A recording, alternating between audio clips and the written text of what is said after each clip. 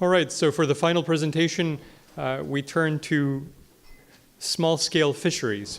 Please welcome Aksheya, who will give us the final presentation.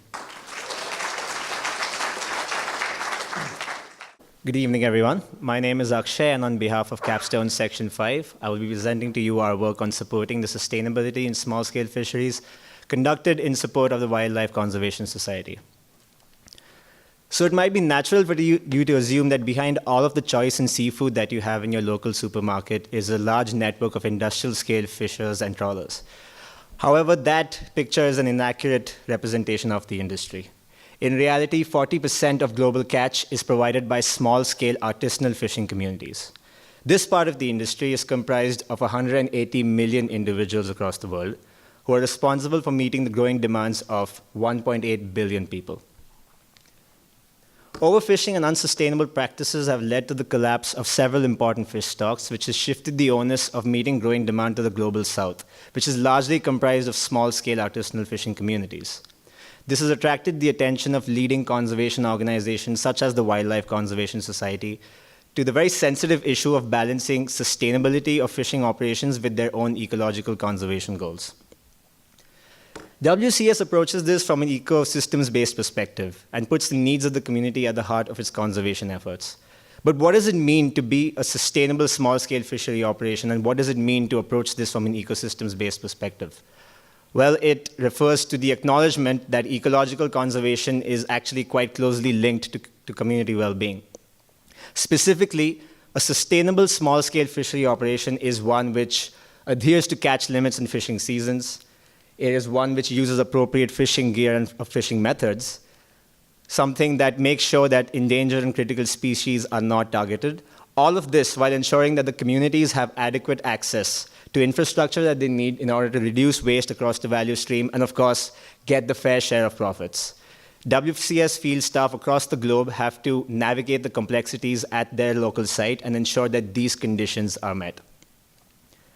WCS operates across a distributed network of 23 sites, each with its own specific context and underlying conditions, which is traditionally called for a site-specific and ground-up approach to sustainability. However, this has presented WCS with a management challenge, in that their sites are unable to benefit from best practices and learnings across the network. The unique conditions at each site also present an obstacle in adopting newer and sophisticated technology to improve the state of sustainability efforts. And last but not least, these unique conditions can also be a hindrance in having good conversations with funders and ensuring that you set up efficient capital flows for all of your efforts. Our goal was to develop a strategy for WCS to overcome this management challenge. And we identified 3 opportunities for WCS. The first was to move away from this siloed operation to one that is more collaborative in nature through sharing information across sites. The second was to adopt contextual and appropriate technologies at site which could improve the state of their sustainability efforts. And lastly, for them to be able to have better conversations with funders and gain access to capital that is needed to take these projects forward. So we started off with an in-depth literature review of small-scale fishery issues and all of the associated interventions. Equipped with that information, we went ahead and conducted surveys and interviews with WCS field staff, external NGOs and experts in technology, as well as funders in this space. Then, with that largely qualitative raw information, we organized it into frameworks and conducted an analysis and eventually generated actionable recommendations for our client, the Wildlife Conservation Society. In the subsequent slides, I'm going to be talking to you about how we went from qualitative information to actionable recommendations. So our first goal was to assess the feasibility of cross-collaboration across WCS's site network. In order to do this, we took the interview data and gleaned trends in the types of issues being faced across sites and identified 3 primary categories of issues, which was further used as a framework to organize 16 more specific issues that could fit into one or more of these overarching categories. Our analysis also revealed that the geographic location, the cultural diversity, and the political regime at site were the primary drivers in the way these issues played out. And as I mentioned earlier, that these issues themselves were often very closely linked to one another and could influence how they behaved across sites. Through our analysis, we developed an information sharing network for WCS, which allows them to identify which sites are best poised to share information and learn from one another. We believe that this is a crucial step in them being able to move from their siloed way of working to a more centralized and collaborative one. In addition to information sharing, we also identified that every site could benefit from adopting appropriate technologies that were contextual to the needs at site, which led us to identify the range of technologies available to WCS. We looked at this from two lenses. The first was a set of technologies that are immediately applicable across one or more WCS sites. These technologies can address all of the key issues that I highlighted earlier and can be used either by WCS field staff or the fishing community members themselves. Examples of such technologies include solar-powered GPS devices, as well as LEDs for illuminating fish nets. On the other end of the spectrum, we looked at technologies that are currently in nascent phases of development but must be watched closely by WCS and their field partners, as they have tremendous potential in addressing key issues in data collection, management, as well as regulation and enforcement. We're calling these technologies blue sky technologies because they're currently very new in the market. But as I mentioned, as they move along the maturity curve, they have a significant potential in addressing key issues. Some examples of these technologies include environmental DNA analysis kits, as well as unmanned conservation drones. In order to make site-specific technology recommendations, we mapped technologies to sites based on how easy the technology was to deploy at the site given the underlying conditions. In all, we identified that there were 8 technologies that were immediately applicable across one or more WCS sites, and a larger list of 25 technologies that could be used by WCS's field partners, and in this case, field partners refers to the enforcement and regulation authorities as well as other NGOs on the field, or that these technologies could be customized to suit a specific WCS need in the future. All of these programmatic and technology interventions that we've identified are contingent on the availability of capital for them to progress, which led us to conducting a detailed funding landscape assessment in order to identify who the key players in this space were. Through our funding landscape assessment, we identified this space is comprised of 3 actors: developmental financial institutions that engage primarily with governments, philanthropies that work with conservation organizations such as the Wildlife Conservation Society, and a new set of actors called impact investors who are working primarily with private enterprises set up with a specific goal of achieving sustainability in small-scale fisheries. We were able to speak to representatives from across the key actors that I just identified and gain some valuable insight into the way this industry functions. We learned that funders are generally centralized and top-down organizations and lack site-specific context. We learned that these funders have an interest in innovative funding structures, specifically in impact investment as a vehicle to realizing change. And lastly, we also learned that funders have a preference for multidimensional, holistic solutions as opposed to those that focus on only one aspect of the process. What I mean is that a solution that focuses on only technology is not a good conversation to have with a funder, as they would be interested to know how that fits into a larger, more holistic solution. All of our analysis eventually culminated in 3 broad recommendations for WCS, which I will speak about in the subsequent slides. The first was the establishment of a clearinghouse function, which is a centralized information sharing system that will house information on project updates, technology experience, data management and collection, as well as any lessons learned on site.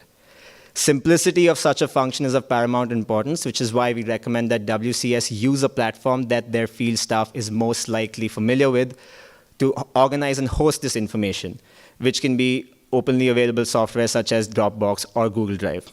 And also to keep this information easily searchable through the use of metadata tags and a keyword-based search functionality.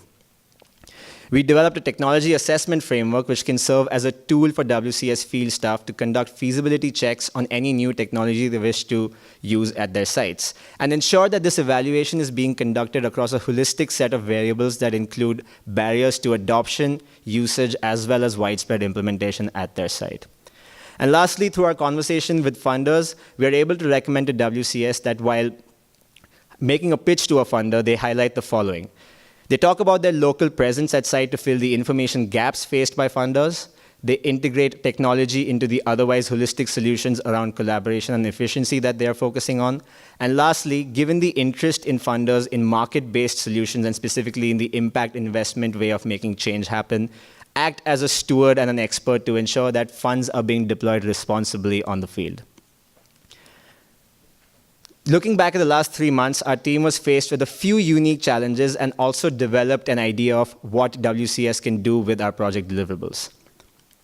The key challenges that we faced involved extracting unbiased and objective information from largely personal experience-driven conversations that we had with WCS field staff, which speaks to the need for balancing context and consistency of information.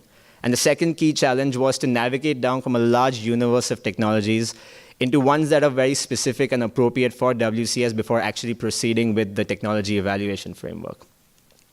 We recommend that after evaluating our project deliverables, WCS work towards establishing the clearinghouse function, as well as conduct site-specific technology pilots and financial assessments of the same, which can feed back into this clearinghouse function as lessons learned.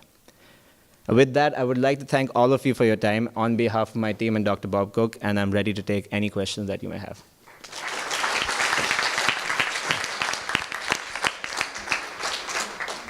Okay, questions, please. Okay, well done, Akshay. You said 23 sites, correct? Of the 23, which one's kind of the best that they're already on their way, and which one's the one that really needs help? Are there two, or are there kind of a group of some and others? So 23 sites is where the Marine Conservation Program exists, within which there are 11 sites that have a specific small-scale fishery program that's currently underway.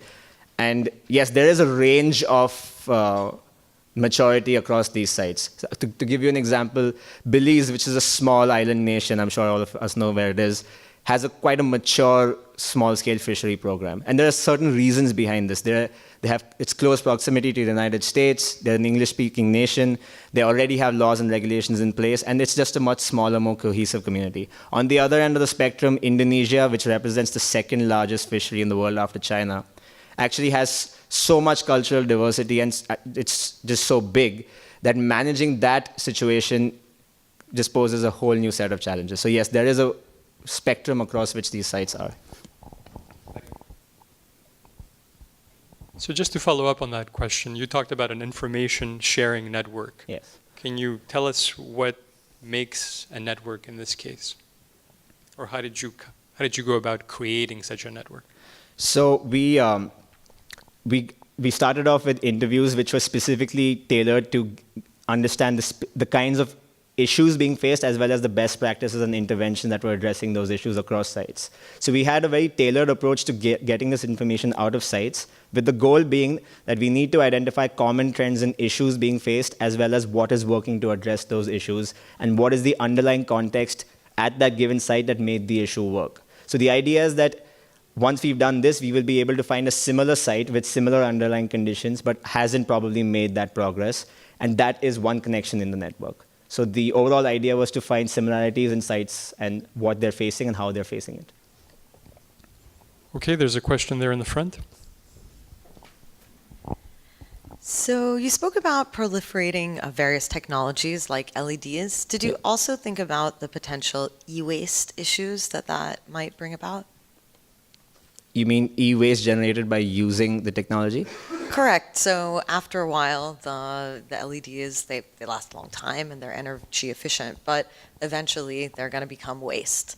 And especially in the global south, there might not be adequate recycling systems in place. So just curious if that was something that you thought about, the potential for e-waste problems based on these recommendations.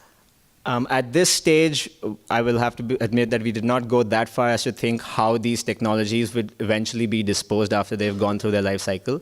Because right now, the focus was to identify what technology should we even think about. So the nature of this exercise was to understand, given my context, this is what is going to work at my site and help me address the issues I'm facing. But that is definitely one of the next steps as this evolves, is that even when you adopt a technology, you should also think about its entire life cycle impact, which is, I think, most of the sites are quite far away from that phase of thinking about that. Okay, nice job. Thank you very much. Thank you.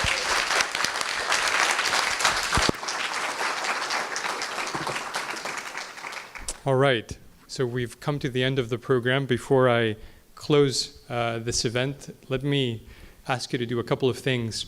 One is to give a rousing round of applause to these excellent presenters tonight.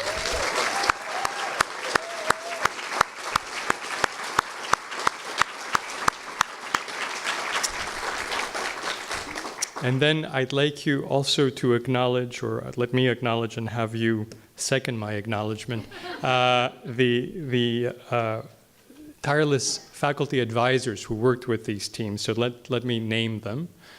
Thomas Abdallah, Dr. Bob Cook, Kizzy Charles Guzman, and Suzanne DeRoche.